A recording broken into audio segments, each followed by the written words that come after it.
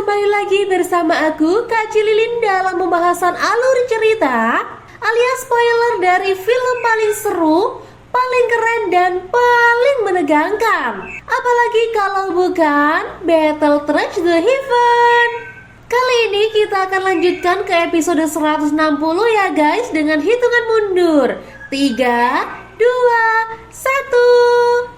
Kelompok Cailin yang berada di benteng terkejut melihat Xiaoyan menerima serangan mengerikan itu tanpa cedera. Keheningan pun seketika menyelimuti mereka. Namun keheningan itu pecah oleh suara samar dari Xiaoyan yang muncul dari balik cahaya darah yang menyebar tanpa lecet sedikit pun.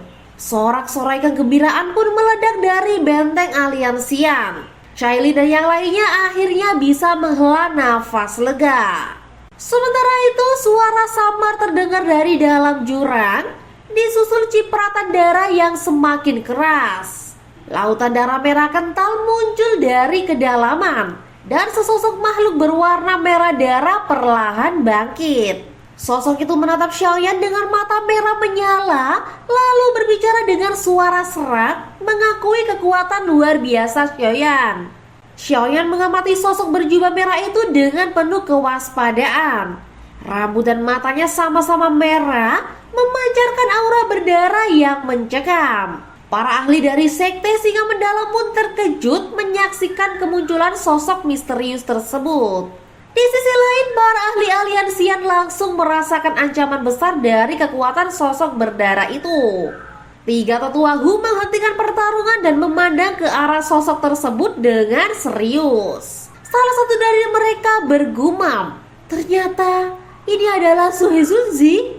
Tetua-tetua Hu segera memperingatkan Xiaoyan bahwa sosok itu adalah seorang ahli terkenal dari Central Plains, pemilik teknik Grand Transformasi Darah yang mematikan, dan kini telah bergabung dengan Hall of Soul.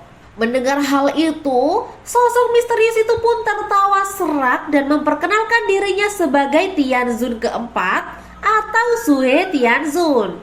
Xiaoyan menyipitkan mata, menyadari bahwa Hall of Soul ternyata masih menyembunyikan banyak ahli puncak, termasuk Dozun bintang 9 seperti Sue. Ia pun merasa bersyukur karena datang tepat waktu. Jika tidak, posisi Aliansian akan sangat berbahaya. Xiaoyan kemudian melempar mayat Tianzun ke-9 yang hancur ke depan Sue Tianzun. Tianzun keempat hanya meliriknya tanpa emosi, lalu meludahkan panah darah yang menghancurkan mayat itu menjadi genangan darah. Ia berkata dingin, tak ada gunanya menyelamatkan sampah yang gagal. Xiaoyan kembali mengejek, menyinggung kurangnya emosi yang dimiliki para anggota Hall of Soul. Tianzun keempat hanya tertawa kecil. Emosi seperti itu harus ditinggalkan, katanya, karena emosi hanya membawa kehancuran. Ia menambahkan bahwa awalnya ia tidak ingin turun tangan. Namun karena Tianzun ke-9 telah mati di tangan Xiaoyan, ia akan membalas dendam dan mengambil kembali semua darah garis keturunan klan Xiao. Tiba-tiba, lautan darah di dalam jurang menyembur keluar membentuk pilar-pilar darah besar. Kabut darah menyebar luas, dan aura dingin yang menusuk tulang merambat dari tubuh Tianzun keempat. Aura itu begitu mengerikan, hingga darah dalam tubuh orang-orang di sekitarnya mendidih dan meledak, mencemari tanah dengan bubur darah merah. Pembantaian acak ini mengejutkan kedua belah pihak dan memaksa siapapun yang berada dekat jurang untuk mundur. Si Tian yang terluka parah akibat serangan Xiaoyan marah melihat anggota sekte singa mendalam dibunuh begitu saja oleh Tianzun keempat. Ia berteriak penuh murka. Namun Tianzun keempat hanya meliriknya dengan acuh tak acuh, lalu mengangkat tangan dan mengepalkannya dari jauh. Seketika tubuh si Tian meledak dan menyebarkan darah ke segala arah. Para ahli sekte singa mendalam pun gemetar, marah namun juga takut. Tak ada satupun dari mereka yang berani menentang Tianzun keempat. Beberapa bahkan telah dibujuk oleh Hall of Soul dan kehilangan kesetiaan mereka pada sekte. Cailin dengan alis berkerut segera memerintahkan pasukan Aliansian untuk menarik mundur garis depan. Ia menyadari bahwa menghadapi Tianzun keempat dengan tentara biasa hanyalah bunuh diri. Xiaoding dan Xiaoli pun segera menyampaikan perintah tersebut. Sementara itu Hai Bodong berkata serius, harapan kita hanya pada Xiaoyan. Jika dia tidak ada di sini, maka benteng kuning misterius ini akan hancur hari ini. Cailin mengangguk setuju. Kekuatan Tianzun keempat begitu luar biasa, tak tertandingi oleh siapapun di medan tempur. Di langit, Xiaoyan mengerutkan kening menyaksikan pembunuhan brutal itu. Ia tahu bahwa Su He Tianzun dengan teknik transformasi darahnya bisa mengendalikan darah dalam tubuh seseorang. Meskipun ia pernah menghadapi teknik serupa, tidak ada yang sekuat ini. Tianzun keempat bahkan mampu meledakkan tubuh Dozun bintang 6 hanya dengan satu jentikan. Lautan darah tiba-tiba beriak saat Tianzun keempat melangkah di udara mendekati Xiaoyan. Rambut merah darahnya berkibar dan aroma amis menyebar di langit. Ia tersenyum sinis, lalu mengangkat dan mengepalkan tangannya ke arah Xiaoyan. Ruang di depannya terdistorsi.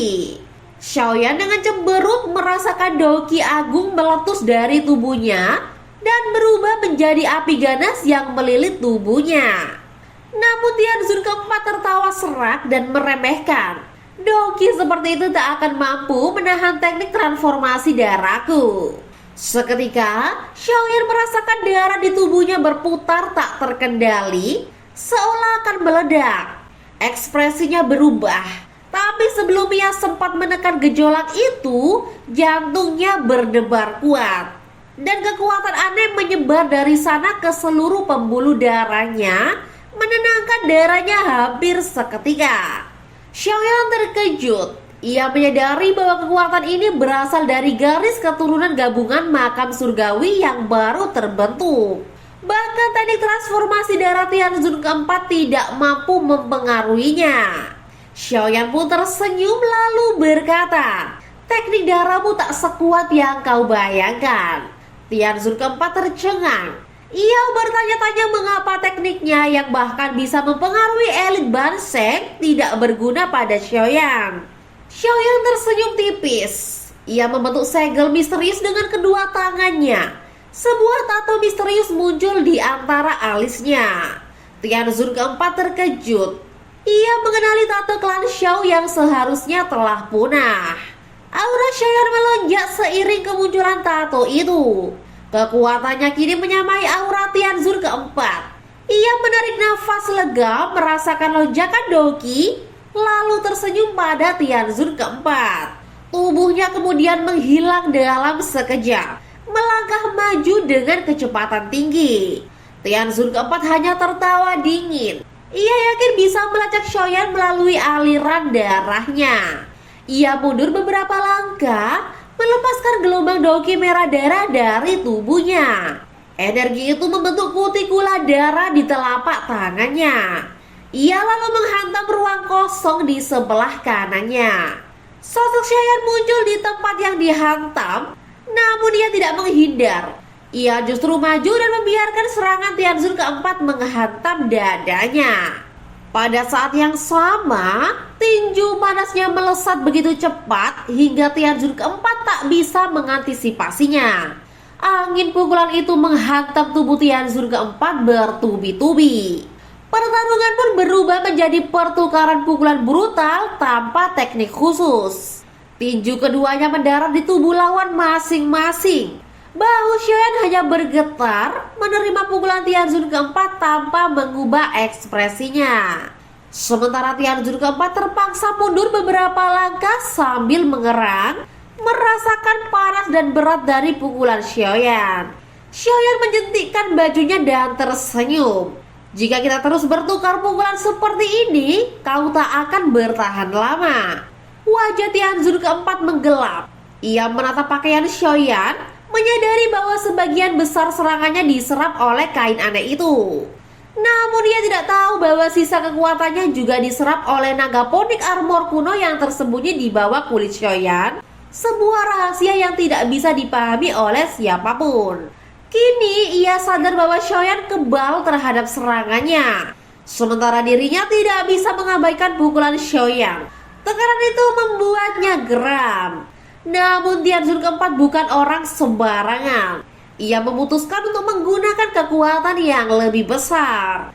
Dengan wajah ganas, ia meraung, menyerukan teknik pamungkasnya. Cakram transformasi darah, teknik darah melahap. Dalam radius 10.000 kaki, tubuh siapapun yang lebih lemah dari Dozun Elite akan meledak, berubah menjadi aliran darah, dan mengalir ke tubuh Tianzun keempat. Di saat yang sama, lautan darah di jurang bergejolak hebat, berubah menjadi gelombang besar yang melonjak menuju tubuh Tianzun keempat. Saat ia melahap semua darah itu, auranya mulai menyimpang, lalu melonjak tinggi. Tianzun keempat berteriak lantang mengancam Xiaoyan. Aku akan mengambil semua darah klanmu, termasuk garis darah keturunan yang baru saja kau bangkitkan. Nah guys, makin mencengangkan bukan? Tunggu kelanjutan ceritanya ya. Jangan lupa like, komen, share, dan subscribe biar kalian gak ketinggalan update kisah cinta, kultivasi, dan chaos di dunia Battle Tracks The Heaven. Sampai jumpa dan salam spoiler dari Kak Cililin, si pengabdi alur cerita dan pengendali spoiler sejati.